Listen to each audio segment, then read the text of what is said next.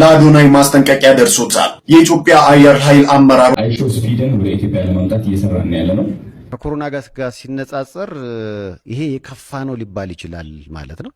ድምፃዊት ማህሌት ገብረ ጊዮርጊስ ምንድነው የሆነችው?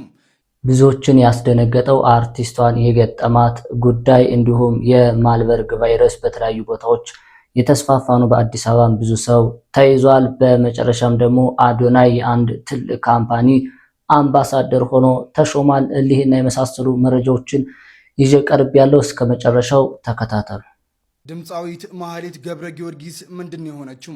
የትግረኛ ሙዚቃ አቀንቃኟ ድምፃዊት ማህሌት ገብረ ጊዮርጊስ መታመሟን በርካቶች የተናገሩ ሲሆን ከሰሞኑ በትግረኛ ሙዚቃ አቀንቃኝነቷ የምትታወቀው ተወዳጇ ድምፃዊት ማህሌት ገብረ ጊዮርጊስን አስመልክቶ አሁናዊ ሁኔታዋን የሚገልጽ ፎቶ በፌስቡክና በቲክቶክ ከተሰራጨ በኋላ በበርካቶች ዘንድ መነጋገሪያ ሆኖም ነበረ። በመሆኑም ድምፃዊት ማህሌት ይህንን አስመልክቶ ምላሽ ሰጥታለች። በወቅታዊ የጤና ሁኔታ አስመልክቶ ለጠይቃችሁኝ ወዳጆቼ ከልብ አመሰግናለሁ። ሁሉም ነገር ከፈጣሪ ጋር ይስተካከላል። አሁን ላይ በጥሩ ሁኔታ ላይ እገኛለሁ በማለት በፌስቡክ ገጻ አጋርታለችም።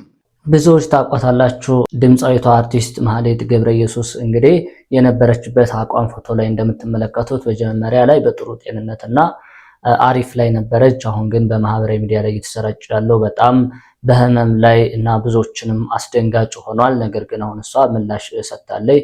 እግዚአብሔር ይመስገን አሁን እየተሻለኝ ነው ብላለች። ብዙዎችን ግን አስደንግጧል። በቀጣይ ብዙዎቻችን የምናውቀው በቲክቶክ ማለት ነው አዶናይ በትናንትናው ዕለት የአንድ ድርጅት አምባሳደር ሆኖ ተሾሟል። እሱን አይተን እንመለስ። አይሾስፒድን ወደ ኢትዮጵያ ለማምጣት እየሰራን ያለ ነው። ይህ በጣም ደስተኛ ያደርገኛል። አይሾስፒድን ለኢትዮጵያ ሙሉ ወጣቶች የበለጠ ሞቲቬሽን ይሰጣል ብዬ አስባለሁ። ተጽዕኖ ይፈጥራል ብዬ አስባለሁ። እኛ ወደምንፈልገው ዓላማም እንደርሳለን። ኢትዮጵያን የበለጠ ኢንተርናሽናል እናረጋታለን ማለት ነው። አፍሪካን በአጠቃላይ ነው የምላችሁ እና በጣም የቀጠለው የአዶናይ ስኬት ቲክቶከር አዶናይ ብራንድ አምባሳደር ሆኖ መሾሙ በዚህ ሰዓት እየወጡ ያሉ መረጃዎች ያመላክታሉ። አፍሮ ሀብ ኢትዮጵያ ኢቨንትስ ድርጅት በኢትዮጵያ ወጣት ተጽዕኖ ፈጣሪ የሆነውን አዶናይ ድርጅቱ የአፍሪካ ቲክቶክ አዋርድ እና ለኢንተርናሽናል ኢቨንትስ ዝግጅቱ ብራንድ አምባሳደር እና ፓርትነር አድርጎ ሾሞታል። ከቅርብ ጊዜ ወዲህ ብዙዎችንም እያነቃ ያለው ትልቅ ተጽዕኖ የፈጠረ በአሁኑ ሰዓትም እንግዲህ የድርጅቱ አምባሳደር ተደርጓል። በኢትዮጵያ ብቻ ሳይሆን በአፍሪካም የበለጠ እንሰራለን ሲልም ገልጿል ማለት ነው። መቀጠልም እንግዲህ በመስፋፋት ላይ የሚገኘው የማልበርግ አዲሱ ቫይረስ በጅንካ የተከሰተው ማለት ነው አሁንም በሐዋሳ በአዲስ አበባ በተለያዩ ቦታዎች ላይ ተከስቷል። ከኢቦላ በሽታ ማስኪ እንደሆነ ተገልጿል። መረጃውን አይተን እንመለስ። በሽታውን ሁሉ ከሚያመጡት ህመም ትንሽ ለመቆጣጠርም ትንሽ አስቸጋሪ የሚባል አይነት ህመም ነው። ኮሮና ምናልባት የሚተላለፈው በትንፋሽ ስለሆነ ዲስቲሜት የማድረግ አቅሙ ይጨምራል ከዚህ እንጂ ኮሮናን መከላከል የተሻለ ከተያዘ በኋላ ኮሮናን አክሙ ማዳን የተሻለ ሊሆን ይችላል የሚል ግምትም አለኝ እንደ ባለሙያ። ስለዚህ ከኮሮና ጋር ሲነጻጸር ይሄ የከፋ ነው ሊባል ይችላል ማለት ነው። ለመቆጣጠርና ለመከላከል ሳንያዝ ይሄ የተሻለ ነው። ለምን መተላለፊያውን ስናይ ኮሮና የሚተላለፈው በትንፋሽ ነው። ሞሮፍ በኤርቦርን የሚባለው ይሄ ደግሞ በንክኪ ነው እና በአየር ላይ ያለን ነገር መከላከል ትንሽ ይከብዳል አይደል? አዎ። በንክኪ ያለን ነገር ለመከላከል ቀላል ነው። ነገር ግን ይሄኛው ከተያዝነ በኋላ የሚያመጣው ጉዳት እንደው ኮሮና የተሻለ ነው። ይህንን ወረርሽኝ ከሌሎች ወረርሽኞች የሚለየው ምንድነው ካልን እንግዲህ በንክኪ የሚተላለፍ ነው። አብዛኛው ነገሩ በተለይ የበሽታ ምልክቱን ያሳዩ ሰዎች በሚኖሩበት ጊዜ ከነሱ የሚኖሩ ፈሳሾች ከነሱ የሚኖሩ የንክኪዎች ጋር የሚተላለፍ ነው። በአየር የሚተላለፍ አይነት አይደለም። ነገር ግን በጣም ተጠጋግቶ የሚኖር ድሮፕሌትስ የምንላቸው አሉ። በዛ ጊዜ ግን የመተላለፍ እድሉ ይጨምራል ማለት ነው። ስለዚህ ነው እጅን መታጠብ፣ የራስን ንጽህና መጠበቅ፣ በሽታ ምልክቱን ያሳዩ ሰዎች በሚኖሩበት ጊዜ በጣም አላስፈላጊ ንክኪዎችን ሁሉ ጊዜ መቀነስ የሚለውን መስራት የሚያስፈልገው።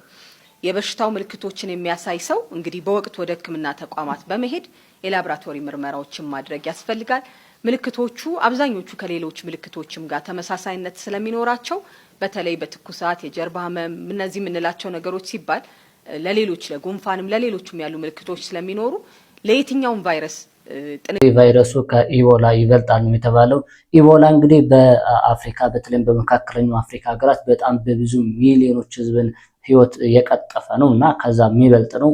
ይህንን ቫይረሱ ከተያዘ የማገገም አቅሙ አነስተኛ ነው። ከኢቦላ ጋር አይነጻጸርም፣ ይበልጣል የተባለ ነው። ለማንኛውም ጥንቃቄዎችን ለማድረግ ነው። በጅንካ የተከሰተው እንግዲህ በሐዋሳም ሰው ሞቷል። በአዲስ አበባ ብዙዎች በሕክምና ላይ አሉ። ለማንኛውም ጥንቃቄ ያስፈልጋል ነው። ጤና ጥበቃ ሚኒስቴሯ መግለጫ ሰጥታለች። ሞት ፍርድ እንዴት ነው ተግባራዊ የሚደረገው? አገዳደሉ ይህ አውሬ እንግዲህ መምህር ነው። በሚያስተምርበት ትምህርት ቤት እንግዲህ ሟች ወይም ደግሞ የ10 ዓመት ህፃን ልጅ ናትናኤል እዛ ነው የሚማረው። ሟች ህፃን ናትናኤል ከትምህርት ቤት ሲመለስ እንግዲህ ይህ ገዳይ ግለሰብ መንገድ ላይ ያገኘዋል። እያዋራው ወደ ራሱ ወደሚኖርበት ግቢ ይወስደዋል። ከግቢው እንደደረሰ ህፃን ናትናኤልን እንግዲህ በቦክስ ግንባሩ ላይ መተዋል። በአፉና በአፍንጫው እንግዲህ ደም ይወጣል። ህፃን ናትናኤልም ይወድቃል። ተሸክሞ ወደ ራሱ ወደ ተከራየበት ቤት ያስገባዋል። ይህን ህፃን ቤት ካስገባ በኋላ አፉና አፍንጫውን እንዲሁም ደግሞ ማጅራቱን አንድ ላይ በማድረግ እንግዲህ በፔስታል ወጥቶ ወይም ደግሞ በፔስታል ያሽጋል። ገዳዩ እንግዲህ ይህን ህፃን እንግዲህ ከአካባቢው ይዞ ለመጥፋት አመቺ ሁኔታ ለማየት እንግዲህ ደጅ ላይ ሲወጣ አሁንም እንግዲህ ህፃን ናትናኤል ራሱን ለማትረፍ እንግዲህ ተፍጨርጭሮ ፕላስቲኩን ይፈታል ወይም ደግሞ የታሸገውን ፕላስቲክ ይፈታል፣ ድምጽም ያሰማል።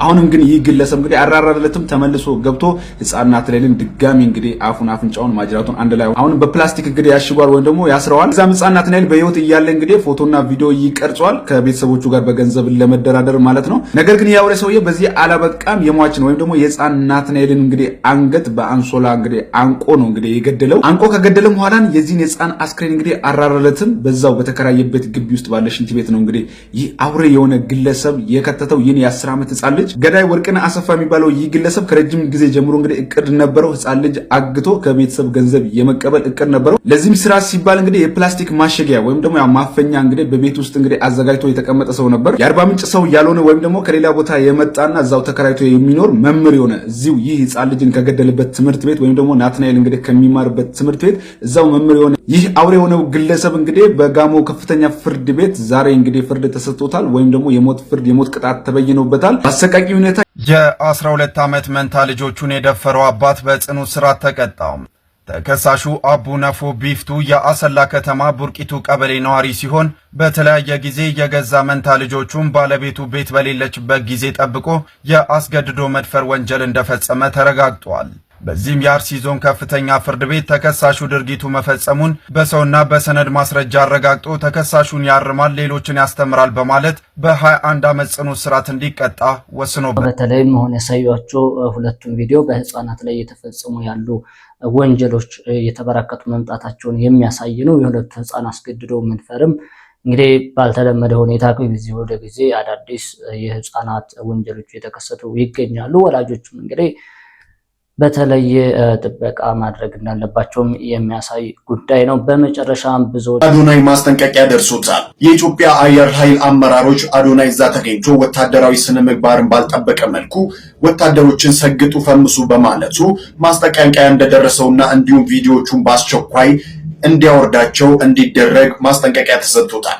ታዲያ ይህንን ያስነበበው ዛበሻ ነው። ታዲያ ዛበሻ ምንጮች የነገሩኝ ብሎ ባጋራው መረጃ ላይ እንደተመለከቱት ከሆነ አዶናይን የጋበዙት የኢትዮጵያ አየር ኃይል ከፍተኛ አመራሮች ምርመራ እየተደረገባቸው እንደሆነና ተጣርቶም እርምጃ እንደሚወሰድባቸው እንግዲህ ለዛሬ የነበረውን ቪዲዮዎች እነዚህ ነበሩ። ለማታውቁ ጋዜጠኛ ዋሴ ይባላለው። የተለያዩ መረጃዎችን ወቅታዊ፣ አስተማሪ ለእናንተ ያስፈልጉ ያልኳቸውን መረጃዎች ሰብሰብ እያደረግኩ ወደ እናንተ ይዤ ቀርባለሁ ማለት ነው። ታዲያ ይህንን ዩቲዩብ ቻናል ሰብስክራይብ ያደረጋችሁ ቪዲዮዎችንም ላይክ በማድረግ ለብዙዎች እንዲዳርስ እንድታደርጉ እጠይቃለሁ ማለት ነው። በቀጣይ ቪዲዮ እስከምንገናኝ ጊዜ መልካም ጊዜ